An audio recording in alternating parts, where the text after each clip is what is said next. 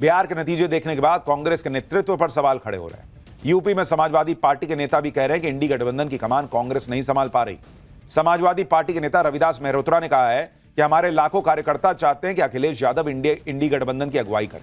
Samajwadi party UP में सबसे बड़ी पार्टी है, इंडी गठबंधन में दूसरे नंबर की पार्टी है। सभी छोटे दल भी चाहते हैं कि अखिलेश यादव इंडी गठबंधन को लीड करें। रविदास मेहरोत्रा के इस बयान के बाद कांग्रेस का भी रिएक्शन आया। इमरान मसूद ने कहा कि अखिलेश यादव पहले 2027 में यूपी चुनाव को देख लें, राहुल गांधी के साथ उनका मुकाबला नहीं है। सुनिए एक बार। पहले यूपी लीड कर लेना, अभी तो 27 है, अभी 27 आ रहा है ना, 27 की बात कर लेंगे।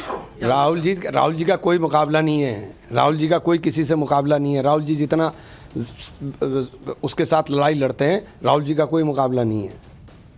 उधर टीएमसी वाले चाहते हैं कि ममता बनर्जी इंडी गठबंधन की नेता बन जाएं।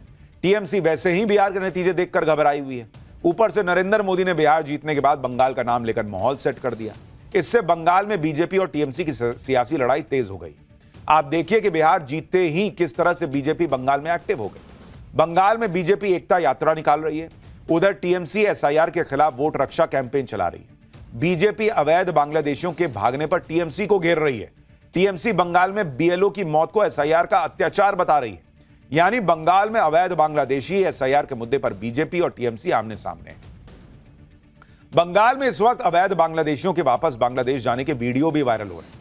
इन्हीं वीडियो को लेकर बीजेपी टीएमसी को घेर रही है। पश्चिम बंगाल में वोटर लिस्ट फाइनल करने के लिए 4 नवंबर से एसआईआर की प्रक्रिया चल रही है। उसी के बाद से खबरें आने लगी थी कि पश्चिम बंगाल से चोरी छिपे बॉर्डर पार कर बांग्लादेश लौटने वाले घुसपैठियों की तादाद बढ़ रही है। यह तस्वीर पश्चिम बंगाल के उत्तर 24 परगना जिले की स्वरूपनगर की है, जहां का हकीमपुर बॉर्डर पोस्ट बांग्लादेश से लगता है। पिछले 3 दिनों से यहां बड़ी तादाद में बांग्लादेशी परिवार इस बॉर्डर पोस्ट के आसपास अपने सामान के साथ मौजूद हैं। इस मौके की ताक में है कि किसी भी तरह बॉर्डर पार करके बांग्लादेश में चले जाएं। आरोप है कि ये सारे अवैध बांग्लादेशी हैं जिन्होंने बिना कागजात के भारत में घुसपैठ की थी और अब यही वजह बांग्लादेश वापसी में उनके लिए मुसीबत बन रही है।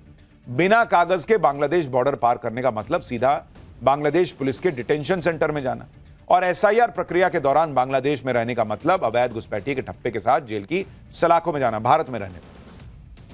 बंगाल में बिना कागजातों के कई सालों से रह रहे ये घुसपैठिए पहले कभी मानते तक नहीं थे कि वो बांग्लादेशी हैं, लेकिन एसआईआर की प्रक्रिया के डर से अब वो खुद कह रहे हैं कि वो बांग्लादेशी हैं और अपने घर लौट रहे हैं।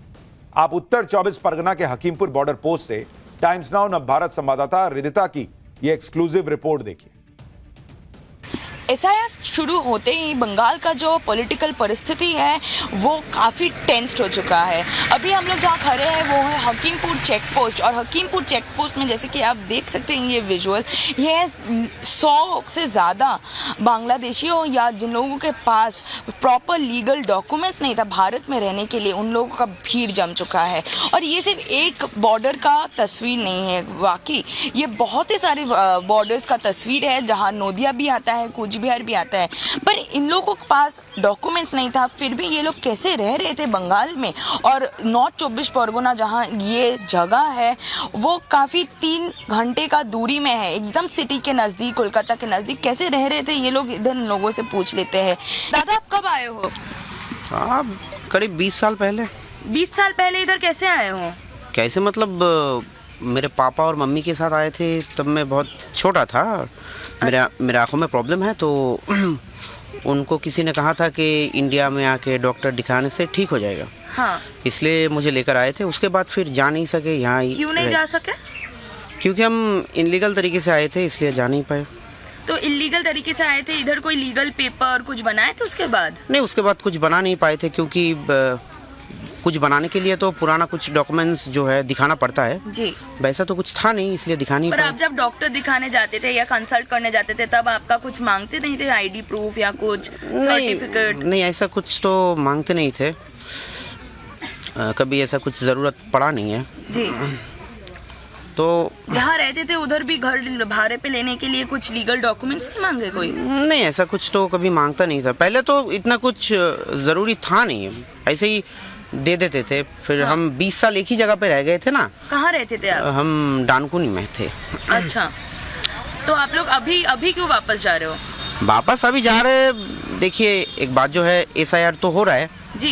ये एक बात है, और दूसरा बात यह है कि कुछ दिन पहले से हमारे वहाँ पे एक बात हो रहा था कि यहाँ SIR होने के बाद एक कैंप बनाया जाएगा जहाँ दूसरे देशों के जो लोग हैं यहाँ के रहते हैं उनको वहाँ ले जाएगा। डर से जा रहे हो? डर मतलब हाँ, वो तो है ही, ज़रूर है, क्योंकि मेरा पूरा फैमिली है मेरे साथ, तो उन लोगों को लेकर तो मैं कोई रिस्क नहीं ले सकता। तो जो लोग SIR को गाली दे रहे हैं बॉस, आप उनसे पूछिए कि देश में ये इतना बड़ा क्लीन अप प्रोसेस चल रहा है और उनको SIR से दिक्कत क्यों है। हकीमपुर बॉर्डर पर नवभारत की पड़ताल के दौरान कई बांग्लादेशी अपना चेहरा छिपाते नजर आए। ये वो लोग हैं जो अपनी बांग्लादेशी पहचान छिपाकर खुद को स्थानीय बंगाली बताकर सालों से कोलकाता और उसके आसपास के इलाकों में रह रहे थे। अभी कैमरे पर इन्हें अपनी पहचान खुलने का डर सता रहा है। 4 नवंबर से 4 दिसंबर तक पश्चिम बंगाल में वोटर लिस्ट करेक्शन के लिए SIR का प्रोसेस चल रहा है। चुनाव आयोग उसे बहुत सख्ती से अंजाम दे रहा है। हर घुसपैठिए को वोटर लिस्ट से बाहर करने की तैयारी है। ऐसे में ये अवैध बांग्लादेशी अभी किसी भी तरह बांग्लादेश भागना चाहते हैं ताकि SIR की प्रक्रिया खत्म होने के बाद मौका देखकर फिर से बंगाल में घुस जाएंगे। हकीमपुर बॉर्डर पोस्ट पर बंगाल छोड़कर अभी बांग्लादेश भाग रहे कई घुसपैठियों ने इस बात को कबूला भी है। मतलब क्यों जा रहे हो? जा रहे इसीलिए जो अभी जो मांग रहा वोटर कार्ड 2002 का, तो हम लोग तो यहाँ का है नहीं, हम लोग तो बांग्लादेश का है, तो हम लोग का पास तो है भी नहीं। तो उस साइड जाओगे तो उसके बाद आप चले जाएंगे। यहाँ पे कैंप पे जाना है। अच्छा, कौन सा कैंप में जाना है? हमको तो मालूम नहीं है, हम सुना है। हम तो आत्मशोभन यहाँ पे करा ना, हम सरेंडर कर रहे हो? हाँ, सरेंडर कर रहे हैं। कोई लीगल डॉक्यूमेंट है आपके पास? कैसे आए थे फिर इस बार? ऐसे आया था, लोग पकड़ के। किसी को पैसा देना हुआ था? किसको पैसा दिए थे? आदमी ले अभी दिया दूसरा आदमी को। सोचिए, देश से अवैध बांग्लादेशी बाहर जा रहे इस SIR की वजह से, लेकिन बंगाल में TMC ने, ममता बनर्जी की पार्टी ने SIR के खिलाफ मोर्चा खोला हुआ है। TMC जगह जगह कैंपेन चला रही है और भरोसा दिला रही है कि किसी का भी वोट नहीं कटने देंगे।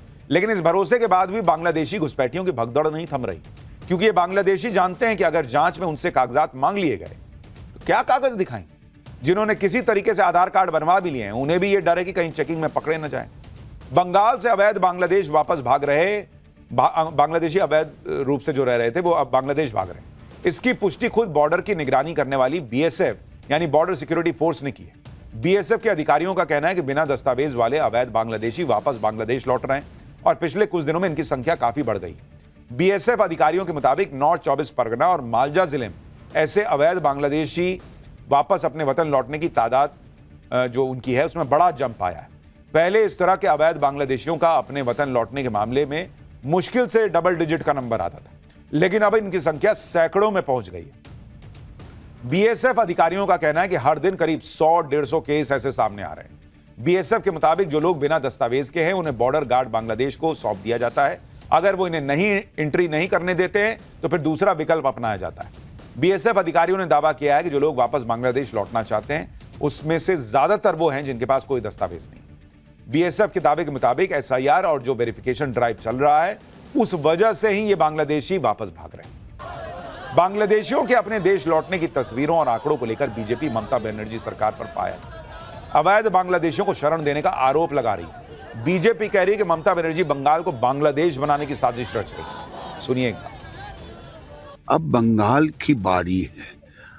बंगाल की बारी इसलिए है, बंगाल को बांग्लादेश बनाने की साजिश ममता बनर्जी का है वोट के लिए, और वहां रेड कारपेट बिछा के रखी है बांग्लादेशी और रोहिंग्या के लिए। और वहां की जनता भयभीत है, खास करके हिंदू।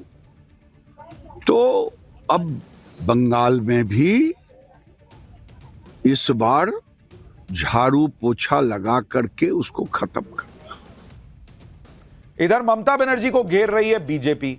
उधर ममता बनर्जी ने SIR प्रक्रिया के दौरान BLO यानी बूथ लेवल ऑफिसर की मौत पर चुनाव आयोग को घेर दिया।